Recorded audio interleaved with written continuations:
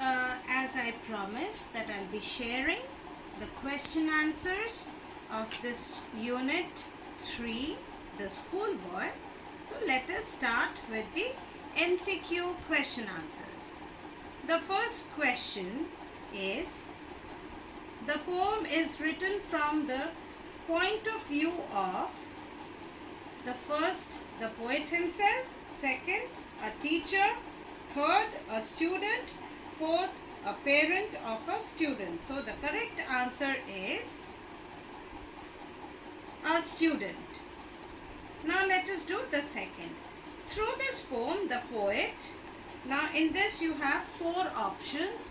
The correct options are number 2 and number 3. That is, criticizes schools and education, points out that the prevailing system of education deprives children of joy and freedom. Now let us see the second question. Answer the questions that follow the line below. Oh, it drives all joy away. What is it that drives away all joy? So, having to go to school on a summer's morning drives all the joy away. Number 2. In what way does it deprive the narrator of the joy he had experienced earlier? The narrator has to spend the day under the cruel eye of the teacher, which deprives him of all the joy he had felt earlier. Number 3. What is the source of this joy? Well, the source of this joy is summer morning when birds sing on every tree, the hunter winds his horn, and the skylark sings. Let us see the third question. The cruel eye under which they spend the day is that of, so you have 5 options. The correct option is the third, that is the teacher. Number 4. Find at least 5 words or phrases used by the narrator in the first and second stanzas of the poem to demonstrate the mood and feelings of the students during the day. So here the words and phrases are love to rise, sweet company, drives all joy away, sighing, dismay. Well, now let us do the 5th question. What is the dreary shower that the narrator refers to in the 3rd stanza? Dreary shower could refer to the miserable state of mind of the narrator, likened to rain ruining a lovely summer day.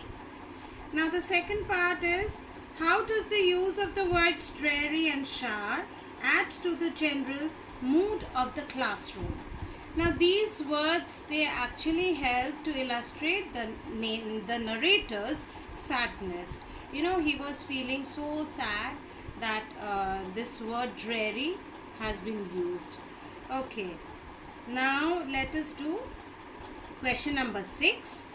Find 2 lines from the 3rd stanza which suggests that the student's spontaneous love for knowledge and learning is being suppressed in this environment. The answer is, the 2 lines from the 3rd stanza that suggest this are, and spend many an anxious hour, worn through with the dreary shower. Number 7. Read the extract given below and answer the questions that follow. How can that bird that is born for joy sit in a cage and sing? Name the figure of speech.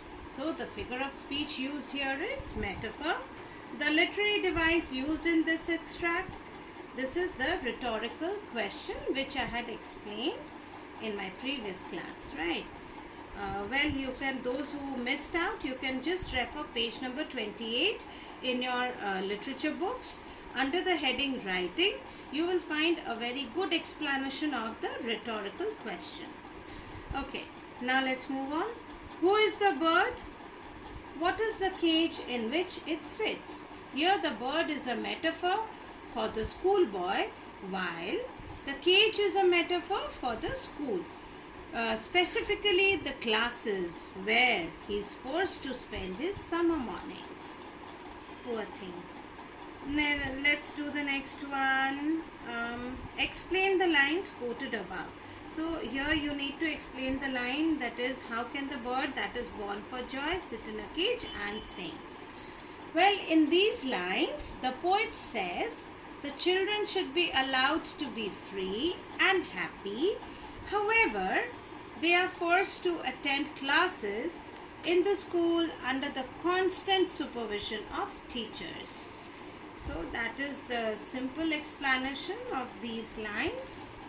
Let's move on with the next question. Question number 8. The narrator makes a direct appeal to parents in the 5th and the 6th stanzas. Summarize what he says in, say, about 3 or 4 sentences. Well, in the last 2 stanzas, buds, blossoms and tender plants are used to refer to the young students. The narrator mentions these as a way to show the innocence of the children and the way that innocence and joy were being taken away. So that's it. Now next we have question 9. Find 2 words and 2 phrases from stanzas 4 and 5 which emphasizes the fragility and vulnerability of a very young child.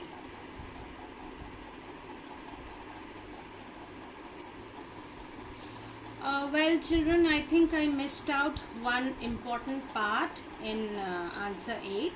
So now I am repeating the 8th answer, in which I was supposed to, give you the summary of 5th and 6th stanzas.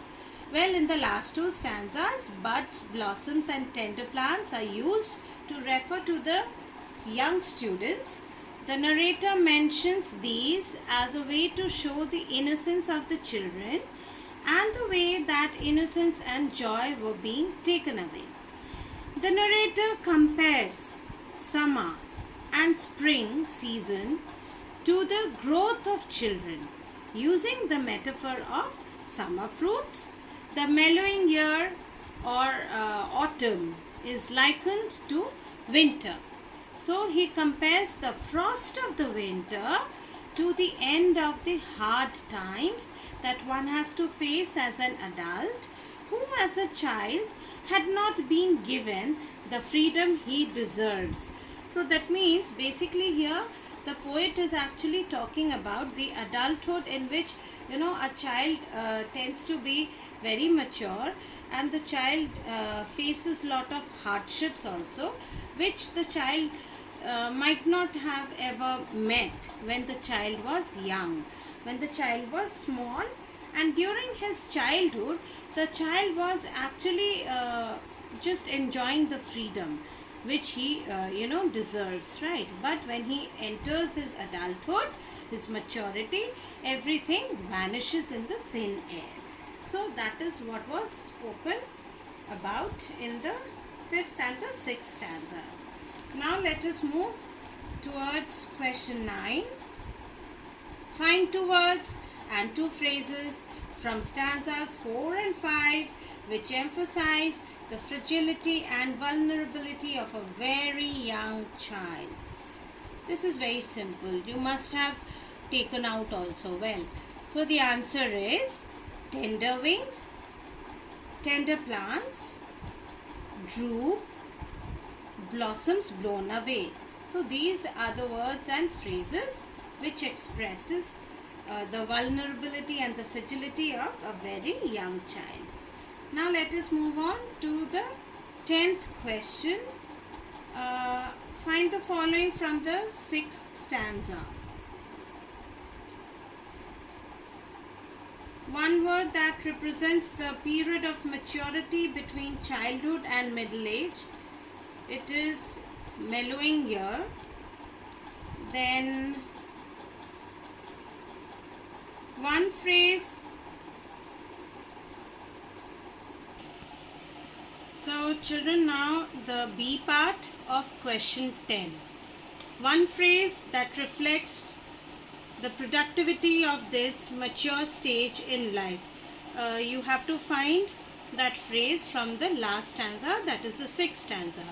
The answer is, or the summer fruits appear. Third part, one phrase that suggests the approach of middle age. The answer is, how shall the summer arise in joy? The last part, one phrase that illustrates the sorrows and hardships of old age. The answer is, when the blasts of winter appear. So, these are the questions which you need to do in your literature notebook. Now let's start with the reflection, which is the value-based questions. The first question is, do you think the poet is arguing that a close relationship with nature is better preparation for life than the formal education we receive in a classroom? So this is actually a debatable topic. Alright, now from this we can learn from, you can just write just few basic points. We can learn from nature that we can from books, for nature is a fantastic teacher. Since the beginning of the human race, it has taught us to adapt, create and invent. It is also believed that the early humans learned to speak by emulating the sounds made by birds and animals. That is how languages were born. Nature also teaches us to satisfy our basic needs. So children, these are the basic points, and if you wish you can elaborate a little more, but then that depends upon the marks which might be allotted to this particular question. Okay, now the second question is actually very important. The world is changing rapidly. What do you think the schools of tomorrow should be like in order to equip the new generation for life? I want you all to write the answers on your own in a descriptive manner for this question. Well, you can write these, say the 2 points which I have dealt, that is, the children should carry tablets as it will decrease the burden of the bag but would also damage the eyes at the same time. Secondly, there shall be robot teachers, but they won't be having any emotions. So what I want you all to do is just elaborate a bit more, since it is value based questions, and these type of questions, they carry say around 4 to 5 marks. So your answer should be that much in an explicit form, so that you can get more marks. So the 2 points which I mentioned, you may just elaborate and write. So that was all the reflection, the value based questions, and thus we have finished with the chapter, this beautiful chapter, poem The Schoolboy by William Blake. Now I want you all to just write the answers very neatly and nicely in your literature fair notebooks. Please don't do anything extra. It is just that the question answers which I have dealt is supposed to be written, index to be maintained, and that is what was the Schoolboy all about. Until then, stay blessed. Thank you and Jai Hind.